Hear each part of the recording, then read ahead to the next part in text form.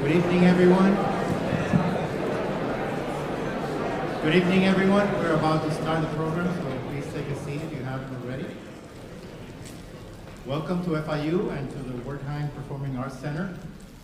My name is Jorge Duani, and I'm the director of the Cuban Research Institute here at Florida International University, which organized tonight's event. I'm happy to acknowledge the co-sponsorship of Books and Books, and especially the collaboration of Mitch Kaplan and Christina Nosti, who should be there somewhere in the first row, if I can see them, because it's so dark. Okay, so welcome.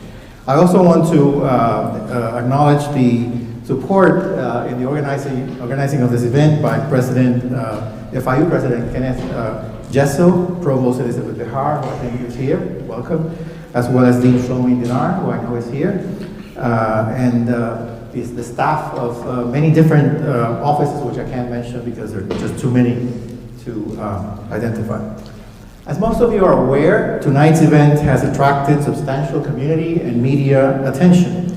So before proceeding, I would like to say a few words about the mission of FIU's Cuban Research Institute and why we do the kinds of events that we do like tonight's.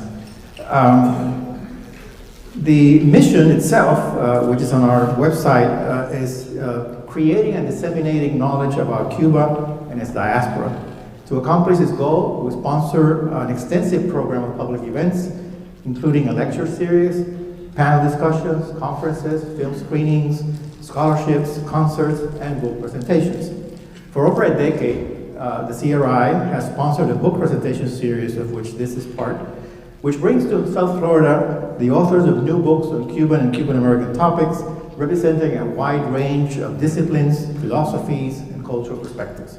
Most of the books are published by established university presses, like Cambridge University Presses, which published tonight's book, which carefully select their titles through a rigorous academic process of anonymous peer review. This year, we organized 12 book presentations in partnership with Books and Books and Coral Gable. We're very grateful for that. Also, I wanted to note that because the books are sold out, you weren't able to buy them here, but Books and Books has copies of the book that they have on sale on their website. They'll be happy to order them for you, as well as Orlando Gutierrez Boronat's books, which he presented, actually the last one at Books and Books recently. In organizing public events, our purpose is to create a space for the open discussion of ideas in a respectful and safe environment. We strive to bring recognized experts on topics of interest to our community, understanding that sometimes their positions may be controversial. Over the past 10 years, we have hosted a wide range of Cuban dissidents and organizations, opposition organizations from various groups, and we're very happy to provide a forum for discussion of that kind. Now, I wanted to clarify that the opinions of our guest speakers do not necessarily represent the perspective of the Institute, the university, or individual employees. Institutionally, FIU does not take a stand with a particular viewpoint. Our mission and responsibility are to facilitate the free flow of ideas and knowledge. We're confident that tonight's book presentation and discussion, as with all our public programs, will be a forum where constructive conversation, differing points of view, and engagement with multiple perspectives can flourish. The hallmark of an academic research institution is precisely to cultivate meaningful opportunities for substantive academic debate. FIU and CRI have a long-standing record of acknowledging the rich history and meaningful contributions, as well as the suffering and many sacrifices of the Cuban American community here in Miami and across the United States and even other parts of the world. Documenting and preserving this rich heritage is one of the primary reasons why CRI was founded back in 1991, and it still inspires our work today. I might add that I'm a proud member of the Cuban American community and have personally experienced many of the trials and tribulations, the sorrows and the joys of Cubans in exile. Before I introduce our speakers, I have to make an announcement about tonight's expected decorum. It is our intention, as I have said already, to have a civil discussion where everyone who wants to speak can do so and wait their turn. Anyone who attempts to disrupt this event will be asked to leave the auditorium. There is an area outside of the building for any individuals who wish to exercise their right to voice their positions. Tonight's program will follow a standard academic format, which is Quite simple. Our first speaker, Dr. Susan Eckstein, will have about 20 minutes to make her presentation. Then our discussant, Orlando Gutierrez Boronat, will have about 15 minutes, and then I will moderate a question and answer period with the audience for about 30 minutes. That means that if everything goes according to plan, we will end the event around 8:15. I'm now pleased to introduce the participants in tonight's program. First, we'll hear from Dr. Susan Eckstein, who is a professor in the Pardee School of Global Studies and in the Sociology Department at Boston University. She has authored numerous books and articles on the Mexican urban poor, political economic developments in Cuba, Cuban immigration policy, and Latin American social movements. She has previously taught at Boston College, Columbia University, the University of California, Santa Barbara, and Harvard University. She earned her PhD in sociology from Columbia University and her BA in sociology from Beloit College in Wisconsin. Her published books are too many to mention here, but I would highlight 3 titles that are relevant to tonight's presentation. How Immigrants Impact Their Homelands, published in 2013. The Immigrant Divide, How Cuban Americans Changed the U.S. and their homeland in 2009. And Back from the Future, Cuba Under Castro, published originally in 1995 and also republished in 1996.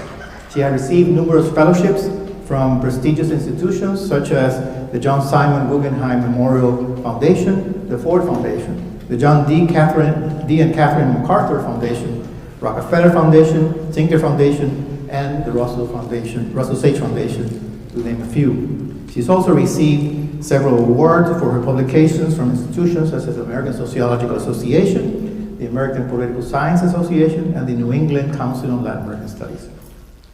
Our second speaker will be Dr. Orlando Gutierrez Boronat, who is an award-winning author and community leader. He's also worked as a reporter, journalist, and professor. He is co-founder and spokesperson for the Cuban Democratic Directorate based in Miami, a non-governmental organization seeking to promote human rights and democratic change in Cuba. He's also a member of the Assembly of the Cuban Resistance, a coalition of Cuban anti-communist groups inside and outside Cuba. He has previously taught at Georgetown University, Florida International University for many years, I think it was 9, and also Belen Jesuit Preparatory School here in Miami.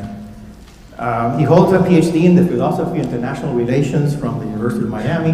His doctoral dissertation, focusing on Cuban exiled nationalism, won him the John Barrett Prize for Best Dissertation on Latin America.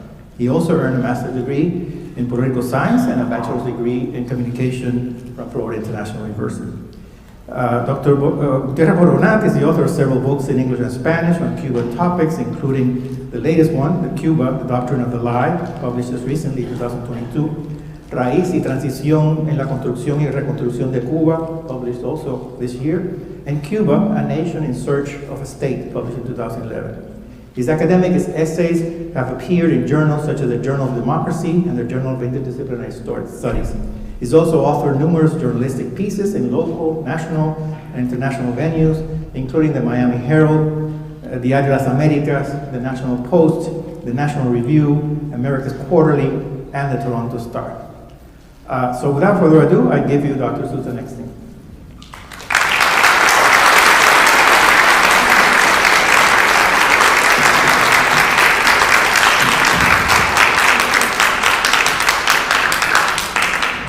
Thank you. It's a pleasure to be here, and I'm limited in the time that I can speak, but I want to thank Books and Books for very generously offering to sponsor the book presentation initially, and my thanks to FIU, and particularly to Professor Whaley and the Cuban Research Institute here at FIU. So with no further ado, I'm going to start, and let me just say, I have studied Cuban immigrants for quite a while now. As was mentioned, I've written a book on Cuban immigrant, the different waves of Cuban immigration to Miami and to the United States in general. So this book was really inspired to get a sense of U.S.-Cuban immigration policy, seeing it from the point of policy. What were the policies that the U.S. has developed over the years for Cuban immigrants, and how it's evolved and why? So my talk is absolutely focused on U.S. policies why they emerged, how they evolved, and what consequences did they have. So it's really the story behind lots of waves of immigrants here in Miami. So let me begin. I don't know if somebody is doing the slides, so can I just put a hand up? Yeah. Okay. So, I've already said that this is what my presentation is on the book, on the various, the policies, what they were, and what effects they have.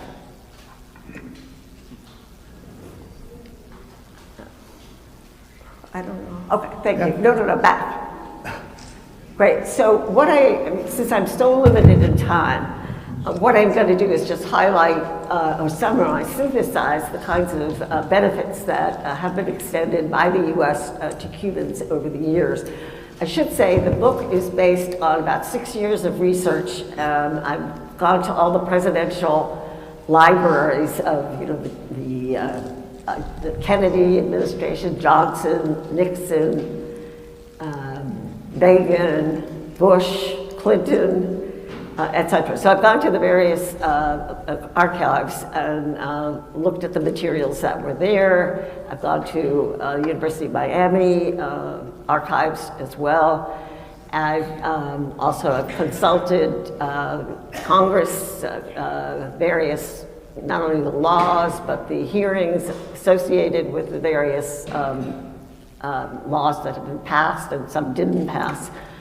So this is the kind of work that I am building on it. So here I'm just summarizing some of the benefits that have gone to Cubans. They're more discussed in the book. I mean, I go into rich detail about the policies as they evolved under each successive presidential administration. So here I'm summarizing, as opposed to going over this is what happened under Kennedy or under Eisenhower, Kennedy, and Johnson. So one is that about 1/3 of a million Cubans were airlifted to the United States between 1959 and 1973. I might say that thanks to U.S. taxpayers that helped the Cubans come here. The Cubans have also come in as tourists as a way to get around the laws of immigration. Congress essentially regulates immigration law, and I discuss all this in the book. Presidents have certain discretionary powers, so parts of the benefits are from Congress, some of them are from at presidential discretion.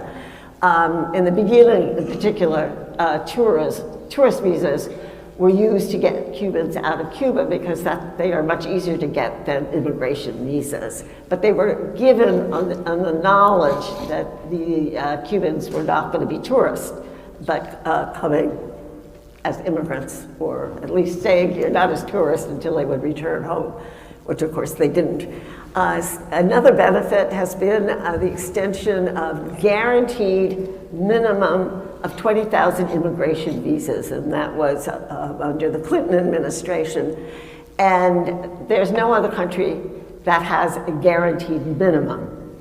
Other countries, according to immigration law, have a maximum, but Cubans were given the minimum.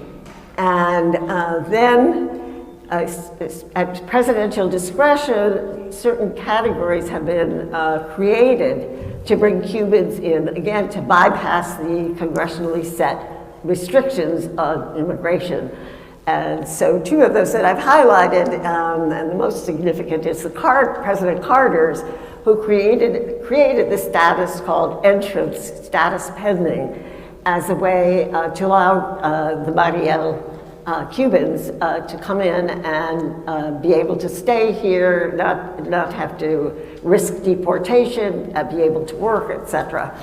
And Clinton also, probably building on what Carter had done, created this category of Guantanamo entrants when he wanted to bring the Cubans who were the so-called rafters, who he initially sent to Guantanamo, to enable them to come into the United States. Again, bypassing other kinds of regulations on immigration. Then the Cubans have been able to come here as refugees when they did not meet the official categories, official definition of refugees. There is an internationally more or less agreed upon definition of refugees set by the United Nations, and that was incorporated into the U.S. Refugee Act of 1980, which is the Americans' law regulating refugee admissions. Okay, so partly, Cubans who came in 1959 were in fact treated as refugees. The U.S. said if you came in after 1959, you did not have to prove that you were a victim of persecution, which is part of the definition of refugees by the UN definition. So, and then in 1980, again, President Carter said, who had just passed the Refugee Act of 1980, said that Maria Cubans were not refugees. They did not meet the definition that was officially incorporated into the Refugee Act. But here were the refugees, and there was a lot of pressure from the Cuban community here to give them benefits, refugee benefits, and so they were literally, it was said that they would be given the same equivalent benefits, but not as refugees. And then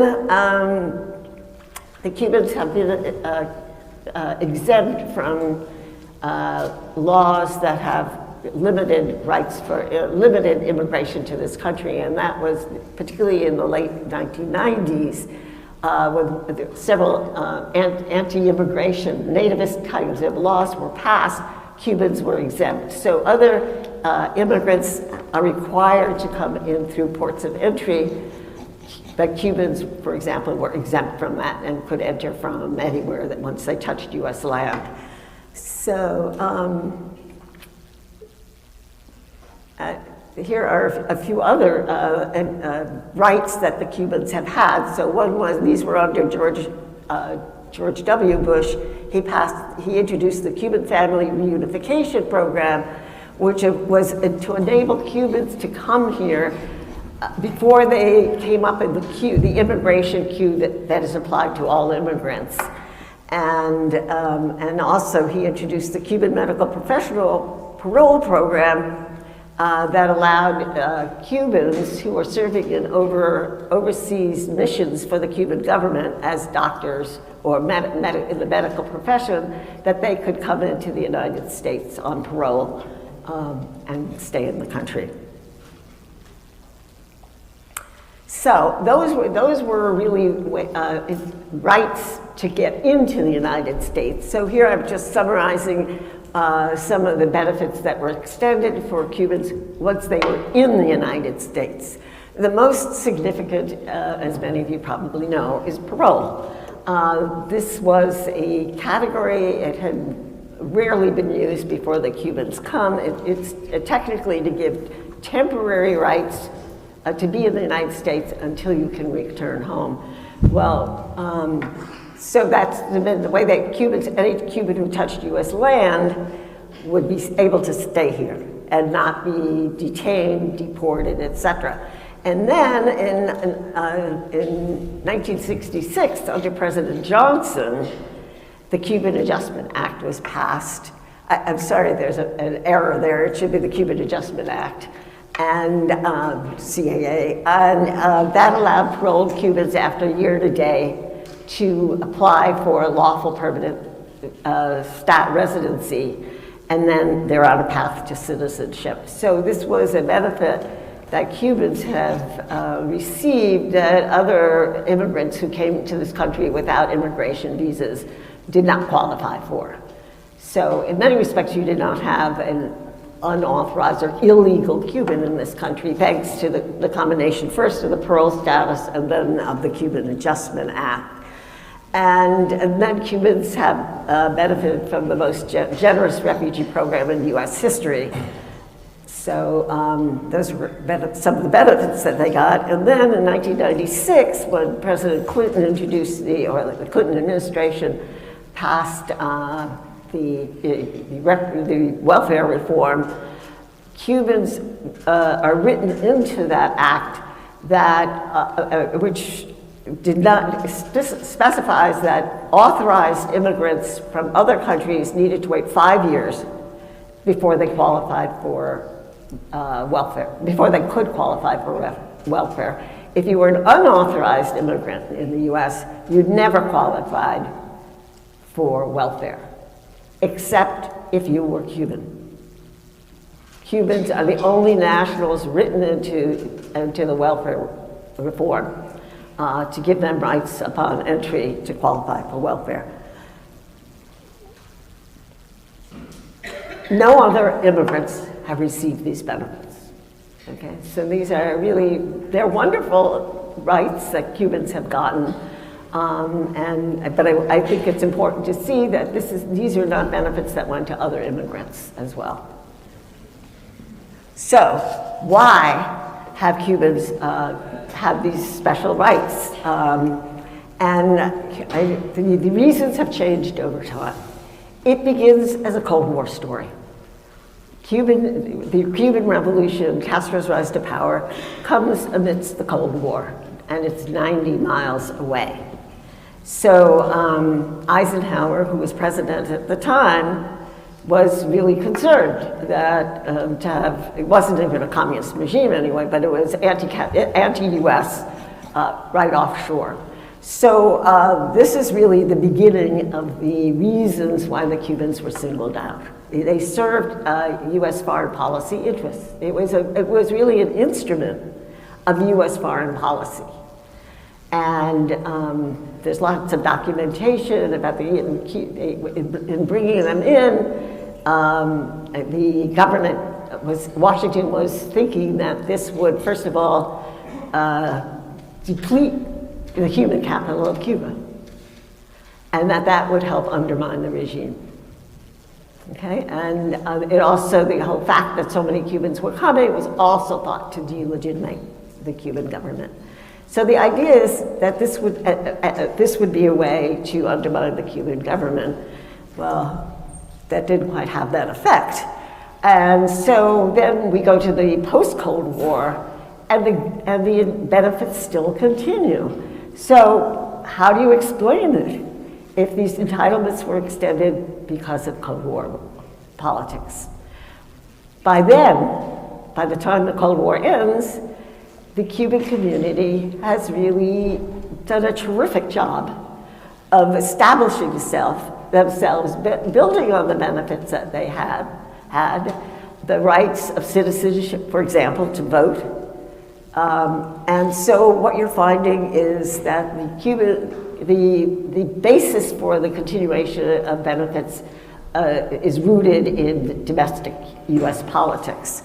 So the key ways in which this happens is, first of all, Cubans quite remarkably Cuban Americans, I should say, have become members of Congress. They are very influential on Cuban policy in general, not just in terms of immigration. And by now, I think there are 10 Cuban Americans in Congress, the Senate and the House. Yay.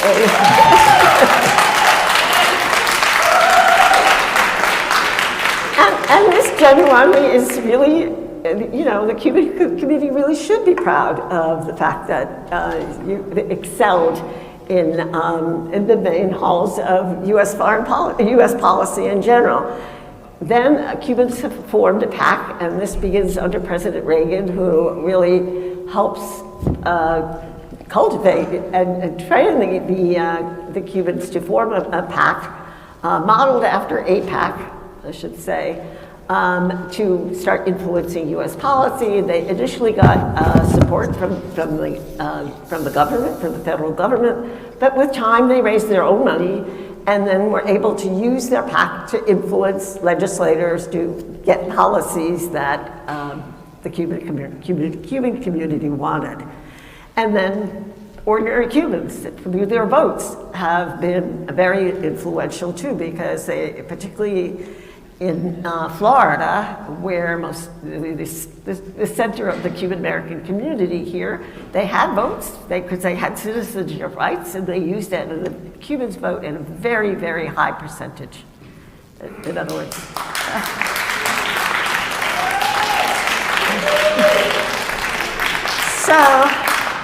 So those are ways in which they have been able to continue in the post-Cold War to influence U.S.-Cuban immigration policy. And meanwhile, by locating in Florida, during the period that the Cubans have immigrated here, Florida has evolved from having 10 electoral college votes in 1960 to having 29 votes in 2020. So the importance of Florida in U.S. domestic politics has really increased over the years. So these are factors that help explain both the continuation of special rights that the Cubans have got, and even led to new rights, such as ones that I pointed out under Clinton, under President Bush, George W. Bush, etc.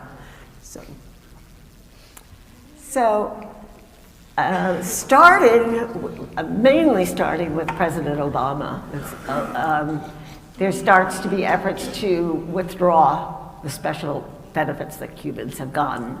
And the most significant was in January of 2017, the last full week that President Obama was in office, he eliminated the parole rights that Cubans had. It had been introduced at presidential discretion, so he could do that. So it appeared that now suddenly Cubans were going to be unauthorized immigrants if they tried to come here, and they didn't get and if they didn't get visas to immigrate lawfully. And then the other one that he ended was the medical professional parole program that had been quite controversial. So I think I need to move on, because for reasons of time, I'm not going to talk. Could you please just move on? I'm just going to stop on what he ended rather than what he intended. And then for President Trump, interestingly, further revokes, withdraws entitlements for Cubans. And he did so in this de facto, not de jure. He didn't change any laws. But what he did was to have his administration had far fewer immigrants, far fewer Cubans get immigration visas. And so he actually does not comply with the agreement, a bilateral agreement, to admit a minimum of 20,000 Cubans a year. So as few as 4,000 Cuban immigrants got visas to come lawfully, which is, of course, then leads to pressure for Cubans to come without authorization. And he also admits very few Cubans, allows very few Cubans to be admitted as refugees.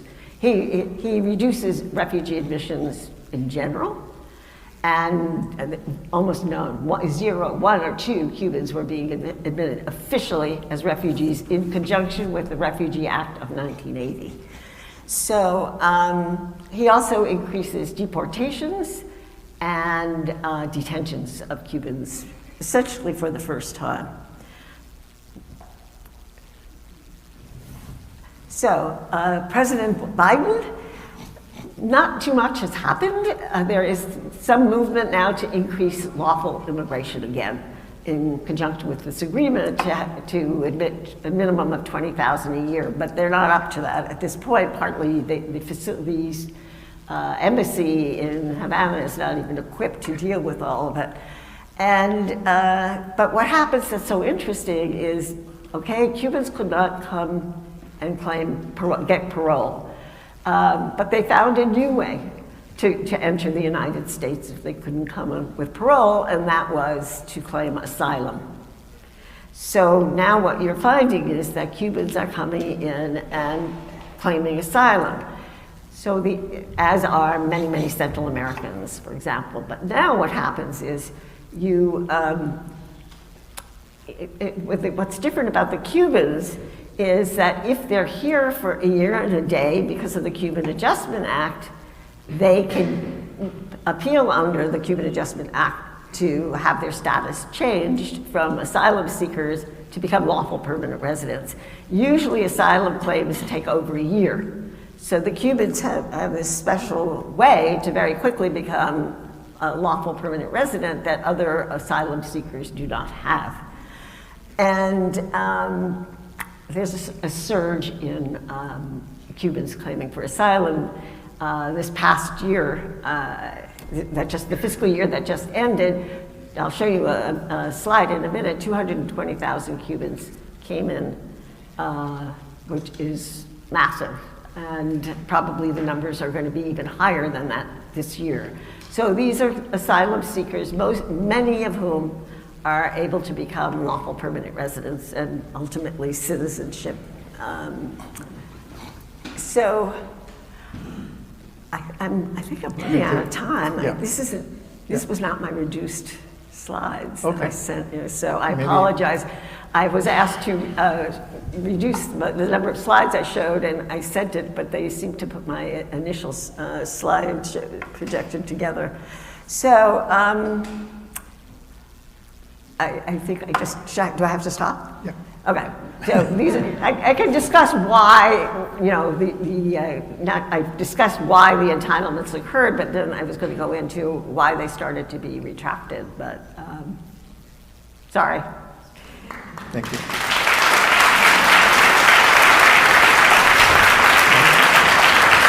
I'm so sorry. Apparently they got the old one. Apparently they used the old one. I didn't know what to do. I mean, I kept seeing these things. Thank you. Good evening. First of all, I want to thank Jorge Duani for inviting me to be present here today in this very important discussion. And I also want to thank Commissioner Kevin Cabrera, because I think that his insistence that there be an exchange of different points of view tonight has been important in achieving this moment and this dialogue on the truth about Cuba. I am here fundamentally because the purpose, the goal, the struggle of freedom-loving Cubans has been truth. To live in truth, and the only way to live in truth, as Martí taught us, is to seek truth constantly. Truth requires inquiry, it requires debate, it requires honesty, it requires transparency. So I am here to participate in the pursuit of truth in this place designed and built for truthful debate tonight.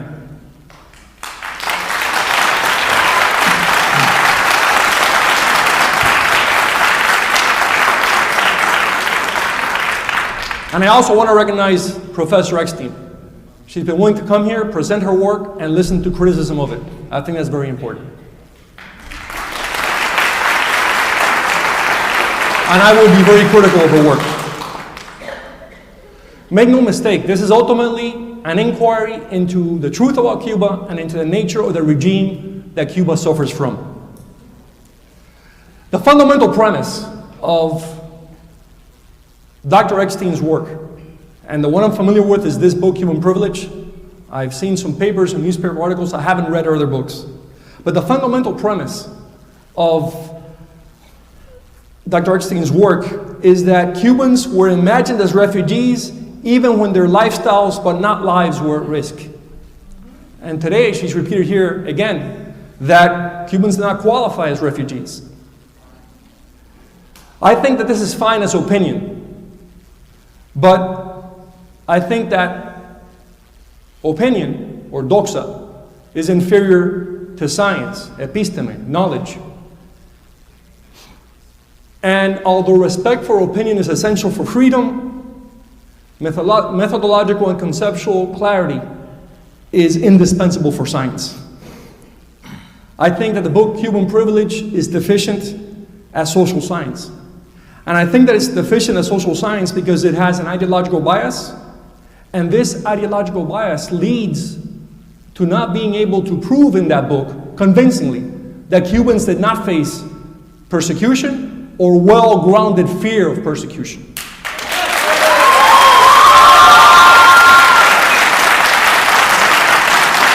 I appreciate that. I appreciate it. Dr. Eckstein has been scrupulous in her respect of time.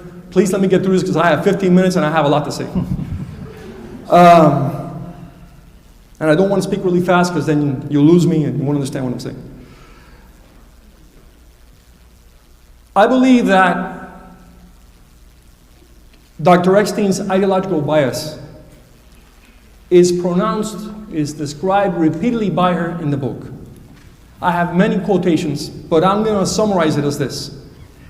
It is her belief that the regime in Cuba is an anti-imperialist force which, although somewhat repressive, embodies Cuban national self-determination. She also believes and states that the Castro regime was inspired by high altruistic values. During the Q&A, I can read you the quotations from her book. Both of these statements, to me, are historically and empirically difficult to prove. I think they're wrong. Just now, Dr. Eckstein stated that at the beginning, the Castro regime was not communist. To state that is another axiomatic declaration of a truth which is not grounded in history. For example, to believe that Castro was not a communist from the beginning, you'd have to contradict Castro himself. He spent the rest of his life saying that he had been a communist all along, from his university days. Second of all, you'd have to dismiss the human structure around him and the forces that brought him to power and created the ruling clique of that new regime. You'd have to ignore the regime practices from day one. You'd have to ignore how he radicalized the agrarian reform to create the first totalitarian institution, the National Institute for Agrarian Reform. I can go on and on. But you can't easily just affirm that the regime wasn't communist from the beginning without taking that into account. And I believe that this mistaken belief in what the regime was and what it's always been is exemplified by the fact that in her book, Dr. Eckstein never refers to the regime as totalitarian. Only once, and that's in quoting from a US bill, I believe a US law. The regime being totalitarian is widely recognized in political theory. Juan Linz himself, who's one of the key authorities in describing regimes, concluded Cuba is a totalitarian regime. But for the effects of what we're discussing now, not understanding that we're dealing with a totalitarian regime in Cuba prevents you from correctly assessing whether Cubans, exiled Cubans, faced persecution or had well-grounded fears of persecution. You would have to ignore, and I found very little, if any, mention of any of this in Dr. Eckstein's presentation, the massacres carried out by the regime from day one, the extrajudicial killings, the number of mass executions, the number of political prisoners and detainees per capita in Cuba, the number of people interned in concentration camps, no mention of the UMAP, in the entire book. The campesino insurgency, the civil war in the countryside, the collapse in food production caused by the madness of the agrarian reform as the regime carried out, and the campesino insurgency. The captive towns, pueblos cautivos, hundreds of families were forcibly relocated in Cuba to different provinces and not allowed to leave those towns for decades. The massive historical scope of acts of repudiation. The acts of repudiation began in 1959. Dr. Eckstein does mention the acts of repudiation, the ones in 1980. She describes a great deal of their horror, but she says it's a low point in the history of the revolution. No, it was there from the beginning. The use of mobs, mass formation as it's called, was an instrument of the regime to consolidate totalitarian power from the get-go, and it's a standard practice of all totalitarian regimes.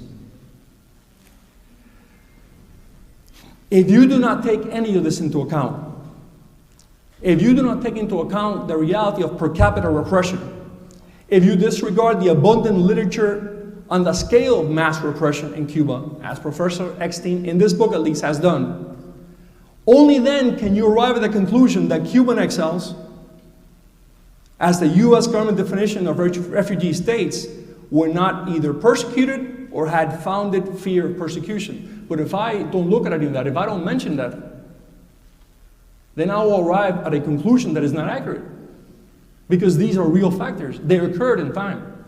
Furthermore, Dr. Eckstein doesn't account for the fact that when you asked to leave Cuba legally, that marked you, and you were punished. Leaving Cuba legally was a difficult process because there was repression once you asked to leave.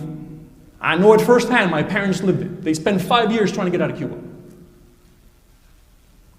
And additionally, it doesn't take into account that if you tried to leave Cuba illegally, you could be killed, as many were, or you could be in prison for years. What about the lancheros, the boat people? Thousands of young men and women, entire families who spent years in prison because they tried to leave illegally. So just wanting to leave was taken by the regime as opposition to the regime. Not understanding the regime was totalitarian, dismissing the speeches by Guevara, by Castro from the very beginning, dismissing the laws, they're not mentioned in the book, the repressive laws on a mass scale, which the regime has been implementing to this very day, is to ignore the fact that the purpose of the regime, with or without US acquiescence, was to create a totalitarian structure, was to transform Cuban society, to destroy a society that had existed and create something new. This regime has not been a defender of national self-determination. What's more, how can a people freely self-determine themselves if they have no freedom of speech, if they have no freedom of the press, if there's no freedom of association, if there's no multi-party political elections, if social organizations have to accept regime-imposed leadership, and on and on and on. Ignoring all this perhaps leads Dr. Eckstein to state over and over again in her book that the opposition of the Cuban middle and upper classes was due to a loss of lifestyle and not to a fear of persecution. No, that's not true.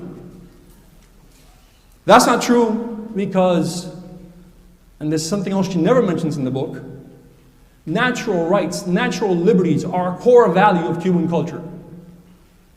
Cuba experienced bloody wars of independence to achieve not an ethno-state, not a totalitarian state, but to achieve a free republic founded on individual freedoms.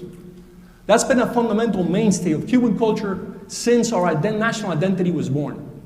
And those freedoms and those liberties, by any measure you can apply, were being violently repressed and eliminated by this regime from the very beginning and continue to do so to this very day. A regime that had promised free elections within 18 months had, by the end of 1960, confiscated all private media. That includes 58 daily newspapers, 160 radio stations, and 23 TV stations. And that leads me to another point. I don't know if it's because of the ideological bias, but Dr. Eckstein ignores the realities of pre-Castro Cuba.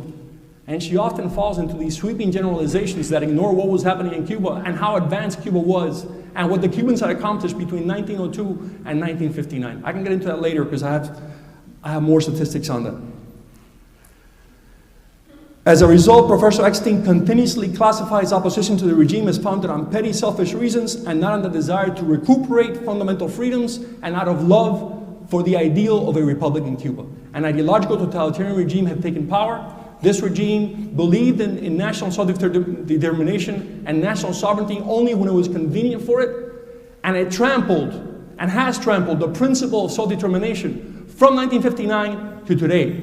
A few examples: their support for the Russian aggression against Ukraine, active support for the invasion of a small country by a larger country, the support for the 1979 Soviet invasion of Afghanistan, which split the international non-aligned movement, the 1968 support for the Soviet invasion of Czechoslovakia. No belief in national self-determination, only belief in what was convenient for the ideological totalitarian state.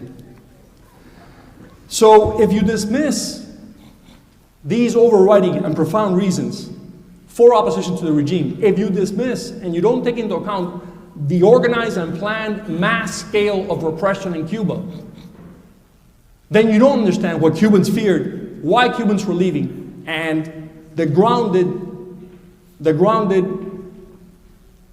belief that anyone could be the victim of repression, and that's what you felt in Cuba. And what you felt in Cuba throughout all these decades. Anyone can fall, anyone can be arrested, If you're a hippie, if you're a homosexual, if you're a writer, if you're an inconformist, if you want to leave, if you're Baptist, if you're Catholic, whatever it is, you can be picked up and disappeared. And that's been the rule of this regime. And that truth cannot be denied. What the United States faced in 1959, due to its own bungling of Cuba policy, was the unimaginable consolidation of a totalitarian state in the heart of the Western Hemisphere. You didn't need Eisenhower and Kennedy told Cubans to come. They were fleeing because of the massive repression Cuba was experiencing. And a repression not seen in Cuba since the days of the wars of independence in the 19th century.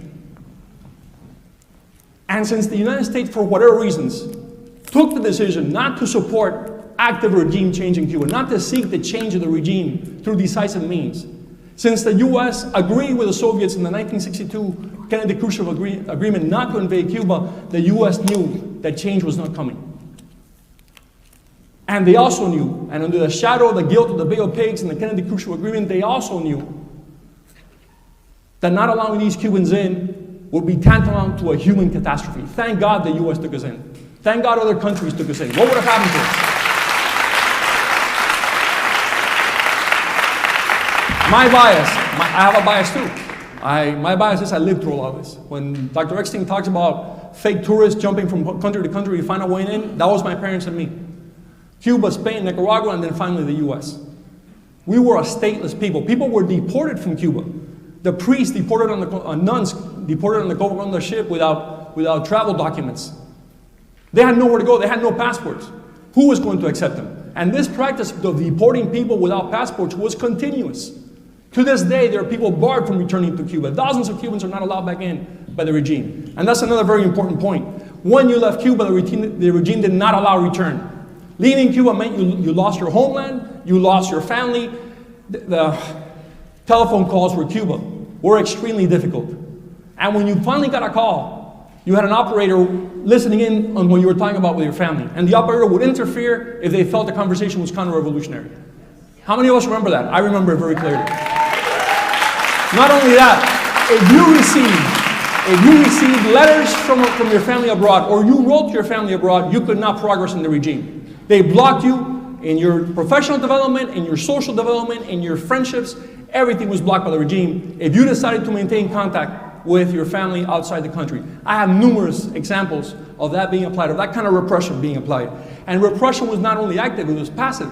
Just by sitting in your house, you had a block committee watching over you and supervising what you were doing. Privacy was lost.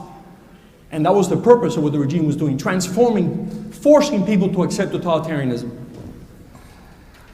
I think that this bias leads Dr. Eckstein's work to establish double standards that undermine its objectivity. There are many that I can list, but there's one that really bothers me. And I'm going to say what it is. There's two that bother me, I'm going to emphasize one. In Dr. Eckstein's book, she describes Jorge Mascanosa as an influence peddler. Why not a lobbyist? Why not an advocate? Why does he have to be described as an influence peddler? What was Jorge Mascanosa's crime? Fighting for free Cuba? Being a successful businessman? Not forgetting a free Cuba even when he had everything he could dream of here in the US? That love of Cuba has characterized our community. We didn't leave because of country clubs. We didn't leave because of losing schools. We left because our land was repressed. And once we had all that again here, we kept on thinking about Cuba and loving Cuba and supporting Cubans every way we can.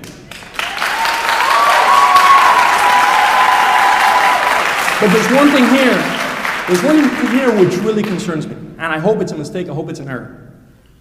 This is, and once I explain this, I'm going to finish because my time's running out. Dr. Eckstein, and to me this is very serious, makes a reference to the Cuban American National Foundation and drug dealing. I'm quoting her. Within a decade, the foundation came to claim 50,000 members with some 170 directors, trustees, and associates who amassed fortunes in the United States, contributing $1,000 to $10,000 to the organization annually. Some of them, I'm quoting, I'm reading this, reputedly acquiring their wealth in drug trafficking, with Miami at that time becoming a hub. Dr. Eckstein's footnote referred me to the Cuban Information Archives. It's a great source of information on Cuba. When I went there to the Cuban Information Archive, I found a list, I think it's over 100 foundation directors, trustees, and part of the leadership council. I didn't find any reference to drug trafficking in that website I was directed to by the footnote. Then the footnote also refers to a book titled Cocaine Politics, a book from 1992, to pages 24 to 35 and pages 117 to 26. 3 times I went over the pages in that book. Those pages referred. I didn't find a single name of any foundation director or trustee listed as a drug trafficker in those pages. The author makes a series of allegations against people he describes as Cuban exiles being involved in drug trafficking, linking it up with the Contra resistance. It doesn't refer to indictments. It doesn't refer to arrests. I think this is unethical. I think if this is not a mistake, linking prominent people in this community who worked very hard to achieve what they did with allegations of drug trafficking and then not showing us where those names are listed as drug traffickers, indictments, convictions, I don't think it's right. I don't think that agrees with science or with a scholarly work, and it is a major issue for us. Because if certainly we suffered from Cuban drug traffickers, of course we did. The whole world has suffered from drug traffickers. But no one ever mentions that it was Cuban American cops and FBI agents who brought those drug traffickers down. And I'm very proud of them because they're the unsung heroes of our community. So, I want to finish by saying that this compendium of things prevents Dr. Eckstein from better understanding our community, what we're about, what we stand for, why we function as we function, and why we keep on dreaming of a free Cuba. Thank you very much.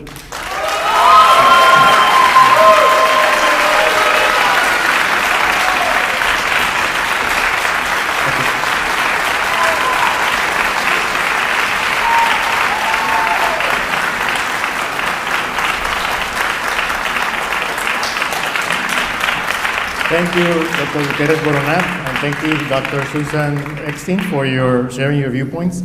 We now turn to a final part of our program, which will be a question and answer period with the audience. And we ask you to please follow 4 basic rules to facilitate the conversation. First, anyone who wants to ask a question should stand up and make your way to one of the 2 microphones here at the front, located in the aisles. Second, we would ask you to please identify yourself by stating your name and whether you're a student, faculty, staff, or community member, and if you represent an organization. Third, limit yourself to 1 short question so that we can maximize the number of people who participate in the conversation. And finally, please return to your seat. And remember, we have about half an hour for this session. So again, keep your questions, please, to 1 short question. And I see we have several people lined up. We'll start on this side. Please tell your name and your question. Good evening. I'm Juan Carlos Gomez. Can you hear me? I am Juan Carlos Gomez. I'm a professor here at the clinical law professor, and I direct the Carlos A. Costa Immigration and Human Rights Clinic. My concern about your approach to this is the Cuban Adjustment Act is actually not unique. It's based on the Hungarian Adjustment Act. The Cuban Adjustment Act is a humanitarian act, and for example, the public charge ground in waves in '67. But this isn't unique. This has been modeled in many other areas of law, of other immigration laws that Cuban Americans sponsored and helped to pass, whether it was Nicaraguan and Central American Relief Act, the Haitian Refugee and Immigration Fairness Act. So the Cuban American community truly has advocated for immigration reform, for inclusion, not for exclusion. As a matter of fact, the policy change that President Obama made was related to the wet foot, dry foot, not as to parole. And I'm concerned about painting with broad strokes rather than, for example, the legality of a parolee versus a refugee. A refugee is defined under 101A42, and a parolee is a broader humanitarian concept, understanding that the reason why Cubans weren't deported is that the Cuban government would not accept Cubans back And so, oddly, one of the great shames... Professor Gomez, what is your question? My question is, did you consult with an immigration attorney who knows this? Because I'm concerned that I understand your idea of unfairness in immigration law, but do you understand that the Cuban American community has advocated and has been involved in the reform efforts to include fairness to everyone? And did you consult with the immigration lawyers who do this? Thank you for the including question. Cuban American lawyers? Thank you. Do you want to respond, Professor Eckstein?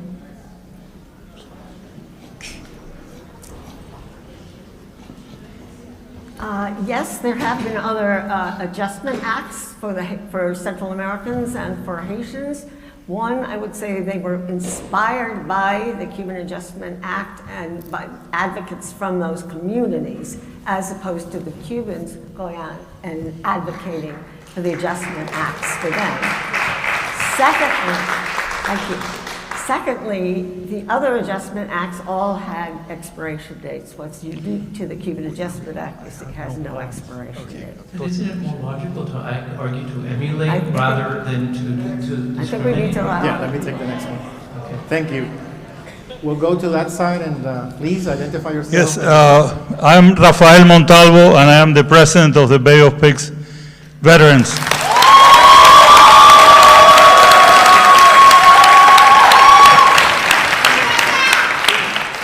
For those of us, and there are many here, that have put our lives on the line to gain the freedom of free speech, I really congratulate everybody here for what we're doing here, because this is the way it's done. Even when we're slapped in the face, we behave straight. I have a question to both of you. All of this story is irrelevant. And it would have been totally irrelevant if we hadn't been betrayed in 1961. Betrayed not only the brigade, but all of the resistance forces in Cuba were eliminated by a decision from President Kennedy. And that's what's caused all of this. And what you see here is a question to all of you, in my opinion, is guilty conscience for what happened then. Thank you.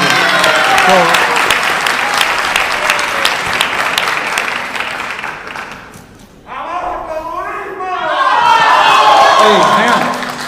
Let's keep on as we're doing it because we're having an exchange here. And Rafael Montalvo has asked us to do that.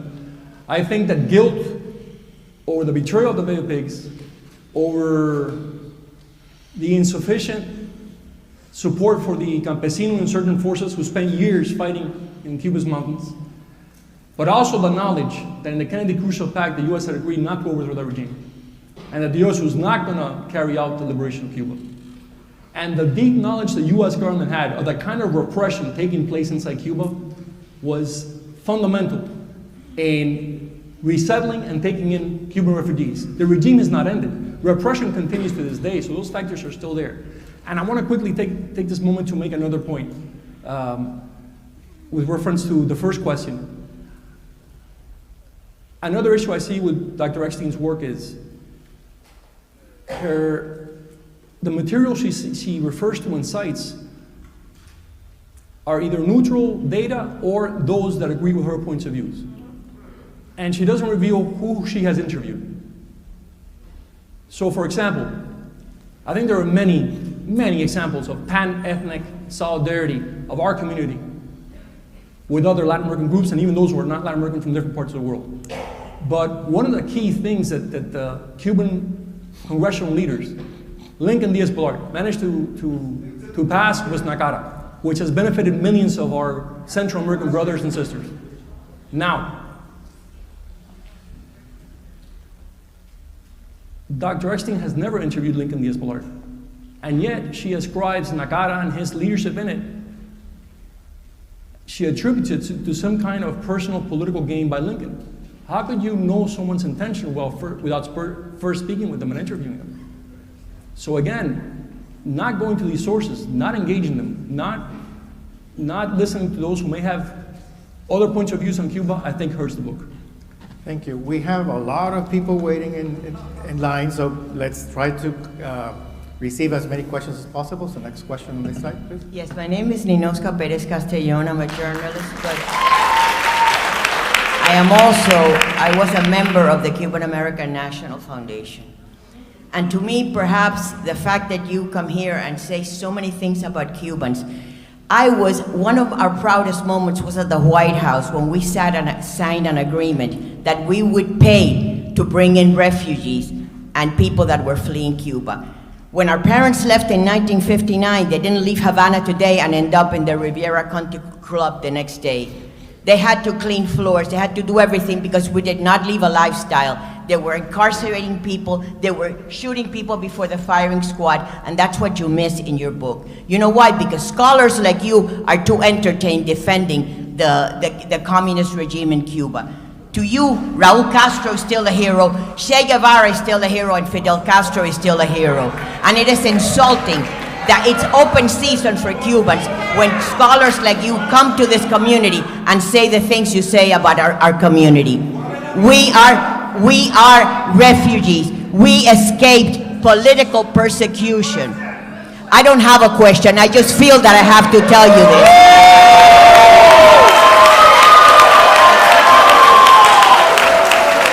Okay, thank you. We have our next.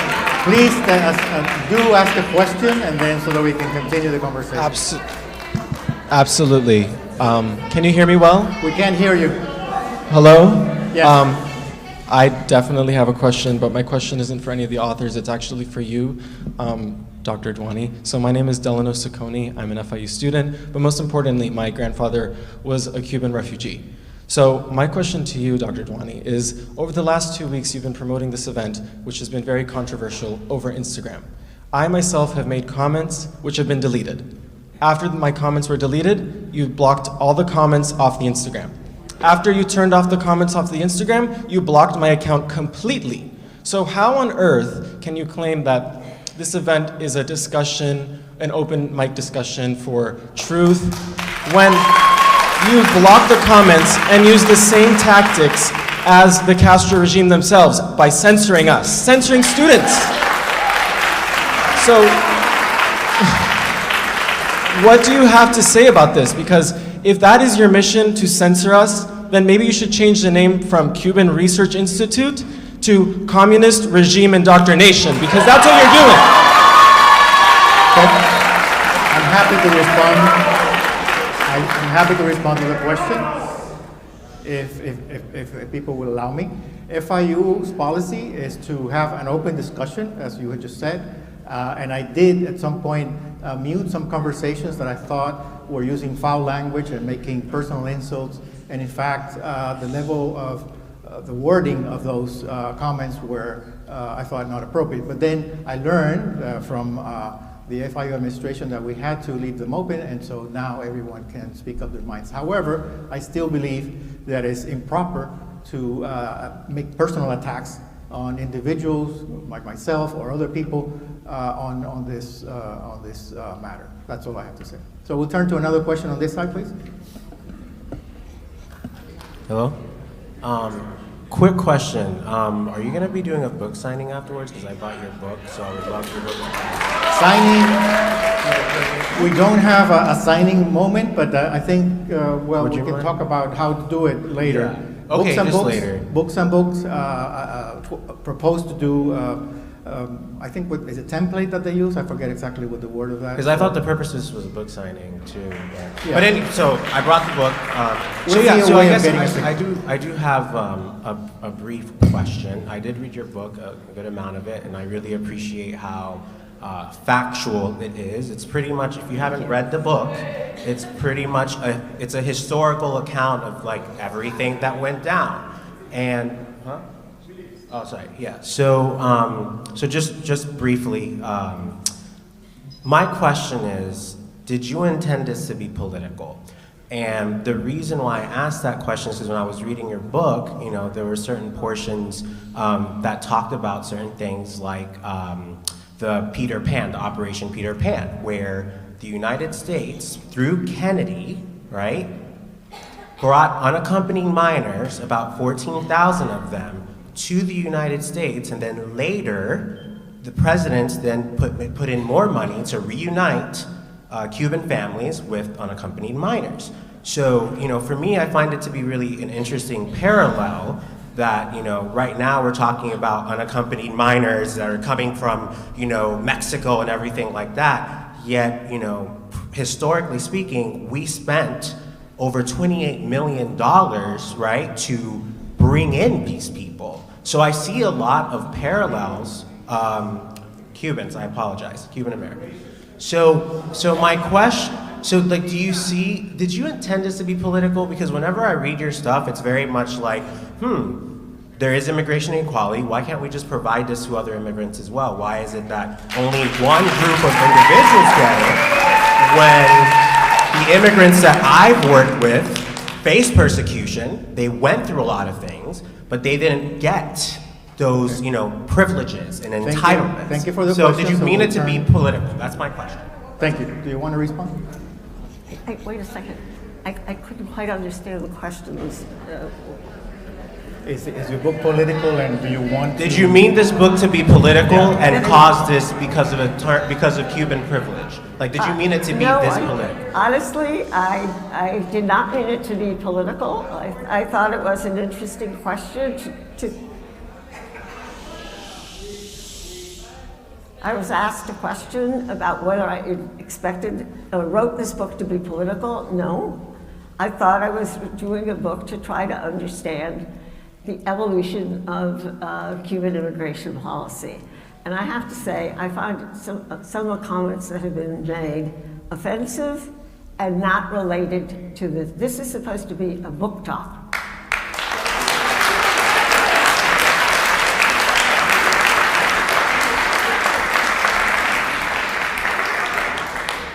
Okay, we'll go to that side now. Your question and your name, please. My name is Max. I am a student, and I promise I'm not going to give a whole spiel. I just wanted to start by, noticing something that's been underappreciated here. I want to first commend Dr. Eckstein and commend FIU because, as a lot of people know, a county commissioner-elect tried to get this event to be canceled, and I just want to commend all of you for standing your ground and defending your First Amendment rights. Just because you disagree with something doesn't mean that it should be canceled. And I just want to also say that a part of your book, I'm still getting through your book. I just got it recently. It's been finals week and everything. But a part of your book that really, touched me, that really affected me, was in the first chapter when you discussed unfavorable immigration laws and how those laws unfavorably affected Eastern Europeans and Jews in particular. My great-grandfather was born in Ivankiv, Ukraine, and he had to go through the ordeal of escaping Stalinism. So I know firsthand from my family that it's not an easy thing to go through, and that, it looks like Cubans got a good deal that a lot of us didn't really benefit from. And I also wanted to say, it's the truth, and I also wanted to say that my question isn't about political ideas and political positions. My question is about political rhetoric, because I moved here from the Northeast when I was a kid, and I'm still shocked by some of the things that people say openly, by some of the things that people try to do openly. Just last year, I was told that what's going on in Cuba right now is worse than the Holocaust, which is an outrageous thing to say because I don't see... What is your question, please? A question? Yeah. My question is, what do you think accounts, not for political ideas, but some of the extreme political rhetoric that we hear people coming out with? Thank you. Dr. Eckstein, and then Dr. Gutierrez-Borna. Dr. Eckstein, do you want to comment?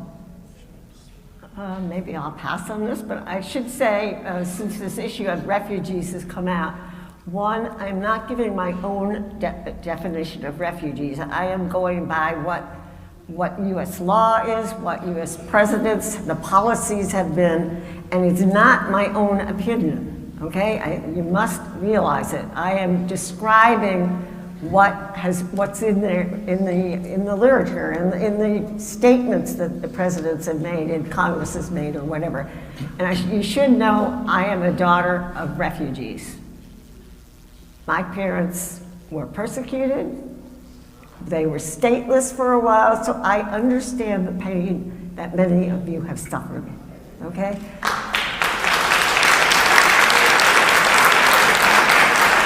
Orlando? I think you have to understand that this community has gone through a very traumatic process of loss, of suffering, of persecution. And it's difficult for people to deal with that on a purely rational level, and often you get a lot of emotional speak because there's a lot of pain. The pain continues until today. An example that a young man asked about the Peter Pan operation. The Peter Pan operation began because parents in Cuba had grounded fears that the regime would take away their authority over their children. So they began to send their children with great suffering, great pain, to freedom. And the regime did do it. The regime did establish in Cuba something called escuelas del campo, schools in the countryside that were work camps where kids spent 3, 4, 5 months in order to tear them away from their families. So that kind of decision, that kind of pain is there. It's in the soul of this community and of many inside Cuba. And that may lead to hyperbole, but it's important to understand where it comes from. And I think that knowing the history of Ukraine, knowing what Ukraine is going through now, we understand that pain too. That's why this community has been so active in raising humanitarian supplies for Ukraine. Thank you, Dr. Gutierrez. Your turn. Your question, please. Hello. First, I have a question to ask the opposition. And just to make sure, you said you have not read the book? Me? Yes. Oh no, I read the book from the beginning to the end. Okay, then I misheard I wouldn't you. dare come here and talk about it without having reading it. But I am Having read just a little bit confused as to, the majority of the book isn't hinged on whether or not Cubans were worthy of these privileges. It's a historical book that largely discusses the benefits our community, and I'm a Cuban, so, our community got over other immigrants. So do you believe that what is happening in other countries like Venezuela right now is less worthy of protection and citizenship? Well, I'm asking you point blank, do you think Cubans deserve these rights over other immigrants that are fleeing persecution and horrible conditions right now? okay.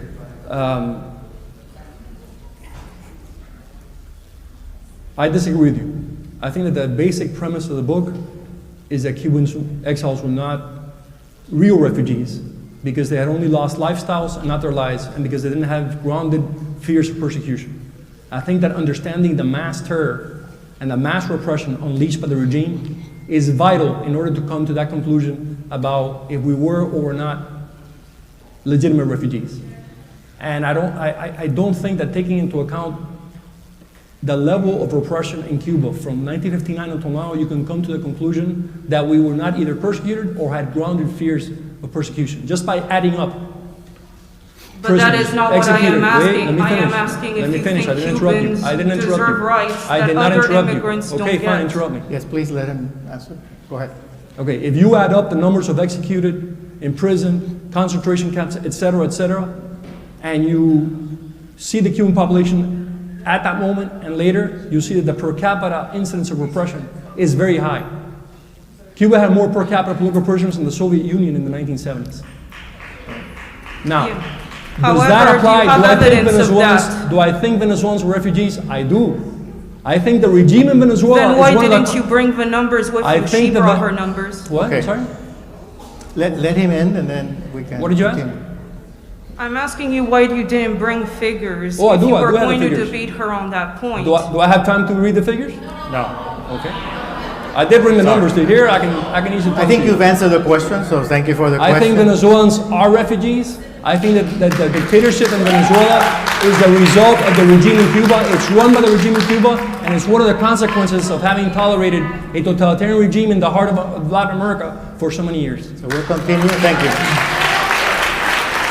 As for Dr. Einstein, Okay, we'll continue with the Q&A, and we only have a few minutes to do that. So again, I would ask you to please be brief and also refrain from the comments in the back. Please, over here. Hi. So I'm a PhD student in the Department of History. I'm a 5th year now. My question, and Dr. Eckstein, I have a lot of respect for you because we're not necessarily trained to do these types of discussions. This is not a traditional book presentation, so I do have a lot of respect for what you're doing. My question is going to be twofold because, of course, I'm a historian and that's what I do.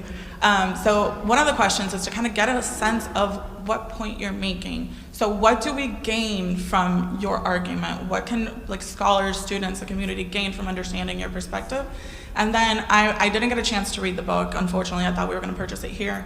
But I wonder if you have any chapters or any sections that discuss specifically how race influenced U.S.-Cuban immigration policy through the 20th century, because I know that's a big point.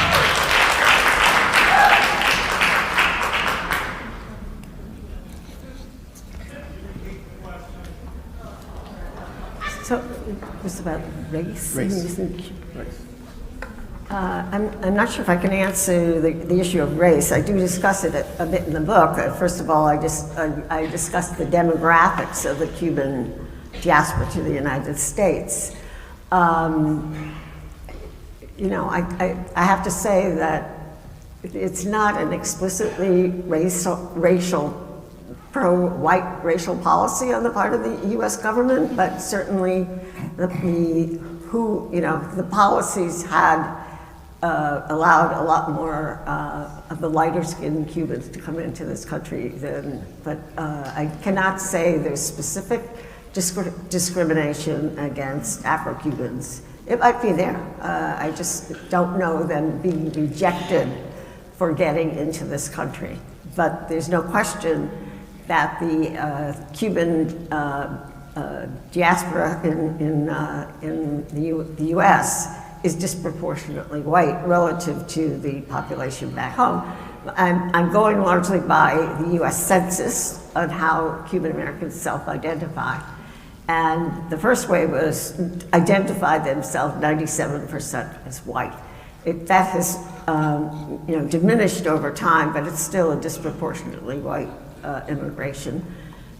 So I think I should leave it at that. And then you were asking me what we have to gain, no matter what side of the argument you fall on. I think to dismiss your work is a fault of ours because it still kind of is negating years and years and years of research and your education, of course.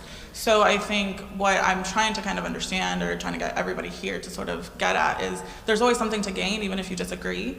So what is it that we gain from kind of changing our perspective about the way that we view Cuban immigration in the United States? I'm not a policy person, okay? I am trying to really understand how the evolution of Cuban immigration has been. It can be used for policy purposes, but I don't see that as my role as a scholar, okay? I do think it is interesting to see how different immigrant groups have been treated differently in the United States. And I would argue it would be much better for the United States in terms of our commitment to equality. If other groups would have the same entitlements as the Cubans have gotten. I'm not saying the Cubans should be denied. And that's important. I think I am misinterpreted. I never said that Cubans should not get the rights that they've gotten. But should the Haitians not get the same rights?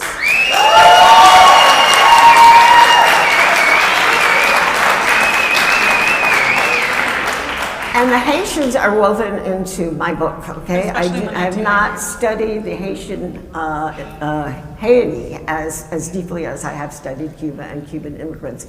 But in chapter after chapter, where relevant, I compare the experience of Cubans and those of Haitians.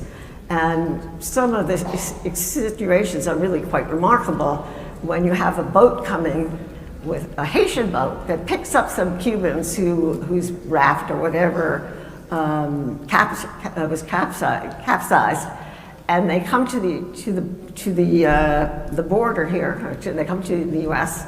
The Cubans are let in, and the Haitians, who out of generosity picked up the Cubans, were sent back. What? I don't get it. They're saying not true. Pardon? They're saying not true, but let's continue. Not true? Excuse me. Well, Okay. thank you for answering the question. Okay, we have time for 2 more questions. We'll take one from this side and then another one from that side. Please. I'm Dr. Josie Valdez Hurtado. I am a doctoral graduate from FIU, a retired university professor, and a Cuban political refugee. I read your book and I have issues with it because it doesn't have any historical context. It doesn't place Cuba as the first communist nation in Latin America that the United States had to quote-unquote deal with. The United States and Cuba had a dynamic going on while all this is happening, all these 64 years or so. We have the betrayal of Bay of Pigs, we have the Kennedy-Khrushchev pact that Orlando mentioned, then we have the CIA using Cuban-American pilots to fight foreign domestic wars.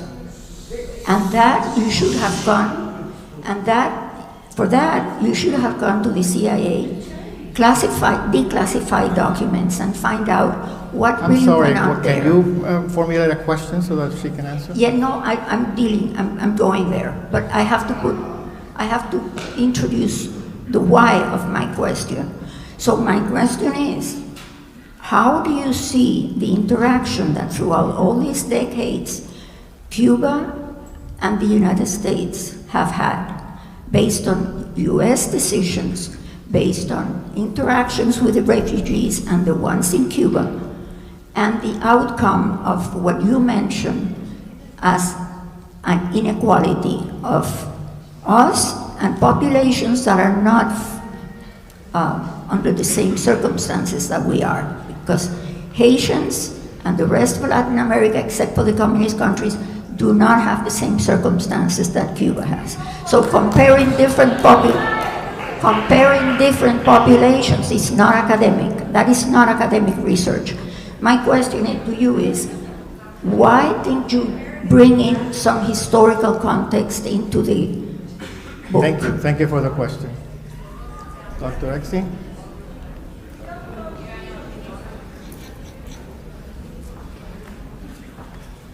My book is a historical analysis. Maybe I'm not taking it back. I went to many archives of different administrations. That's history. It may not be the history you want in there, but it is history. Okay? And, every book has to have its limits. No publisher wants to publish, big things. And my book is, it's about 350 pages. I have a very defined task in the book, and that is to trace the evolution of US-Cuban immigration policy. I stay on target with what the purpose of the book is about. And a lot of the commentary had nothing to do with the book.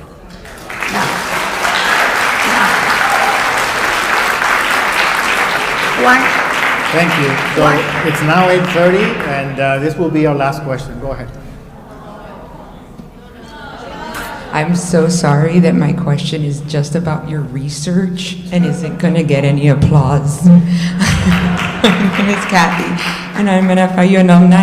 And I did have a question about, because you have done so much research on this topic, my question was, it feels to me that there seems to be a little bit more to the reason why this comes. And when the previous person who stood here and asked the question was like, do you think race played any kind of role? My question to you is, do you in your research find that maybe some of the reasons why the Cubans were given these certain kinds of what we call privilege would be because of the socioeconomic status of the island at the time of the Cuban Revolution? The fact that the island had more wealth than its neighbors. I have trouble with the hearing. Is she asking us because of the class background of the Cuban? Okay. I mean, I've come across some evidence that speaks to the point that you're raising, that one of the reasons that the U.S. was so welcoming of Cubans was who are the Cubans who are coming. But I think the reasons why the U.S. welcomed Cubans, first of all, it changed over time, okay? And that's an important thing to keep in mind. But I think in the beginning it was a Cold War situation, and the U.S. did not want an unfriendly regime 90 miles offshore. The reasons start changing over time. But that, I would say, was the original thing, and the U.S. was trying to, to have Castro overthrown one way or another, right? And that became problematic then, with but not. I'm focusing on the immigration. I understand the issue about the Bay of Pigs invasion. I've come across some documents about it, but my book is not focused on that, but rather on the immigration policy. But I think, yes, that people in Washington felt more comfortable with the Cubans coming in than they would with the Haitians coming in, for example, which I guess is partly behind the comment. Thank you. Thank you for your questions. Thank you, Dr. Eckstein and Dr. Gutierrez. I'm sorry, we really have to stop now. Thank you all for coming here, and good evening.